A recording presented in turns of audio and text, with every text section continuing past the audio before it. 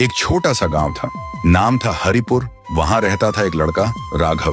बहुत गरीब था, दिन भर मजदूरी करता और शाम होते ही अपना पुराना सा ढोल उठाता और गांव के रास्ते के किनारे ढोल बजाता था। उसकी ढोल की ताल में कुछ अलग ही बात थी, कभी खुशी कभी गम, जैसे राघव अपना दिल ढोल की ताल से बांट रहा हो। उसी गांव में रहती थी एक लड़की गौरी। एक दिन रास्ते से गुजरते हुए उसने ढोल की आवाज सुनी और उस आवाज में कुछ ऐसा था कि वो चलती चलती रुक गई। उस रात गौरी को नींद ही नहीं आई, बस करवट बदलती रही, सोचती रही कौन है जो इतना दिल से ढोल बजाता है।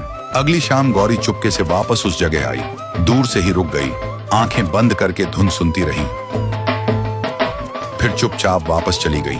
फिर एक दिन राघव ने देख ही लिया। वो पास गया और बोला, रोज आती हो पर दूर से सुनकर ही चली जाती हो।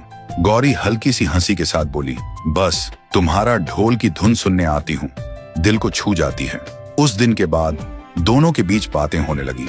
कभी गौरी कहती, एक खुश धुन बजाओ ना, और राघव मासूमियत से हंसी मजाक भरी धुन बजा देता था। कभी राघव कहता, लगता है तुम्हें ढोल से ज्यादा मुझे देखने का शौक है, पर गौरी शर्मा कर कहती, पागल हो तुम।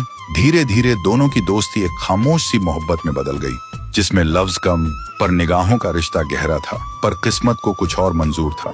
गौरी बीमार पड़ गई, दिन दिन उसकी सांसें कम होती जा रही थी। राघव रोज उसके घर के सामने खड़े होकर ढोल बजाता ताकि गौरी खिड़की से सुनकर मुस्कुराए। फिर एक दिन गौरी ने आंसुओं भरी आंखों से कहा, राघव अगर मैं चली गई तो तुम ढोल बजाना कभी मत छोड़ना, क्योंकि जहां भी मैं रहूंगी तुम्हारी धुन मुझे हमेशा खुश रखेगी। राघव ने आंसुओं के साथ कहा, तू चाहे जहां भी हो, मेरा ढोल हमेशा तेरे लिए बजता रहेगा। और कुछ दिन बाद गौरी चली गई। राघव टूट गया, लेकिन उसने ढोल बजाना बंद नहीं किया। हर शाम गांव के रास्ते के किनारे वो खड़े होकर अपना ढोल बजाता है, और जब ताल हवाओं में गूंजती है, राघव आंखें बंद करके धीरे से कहता है, सुन रही है ना तू गौरी?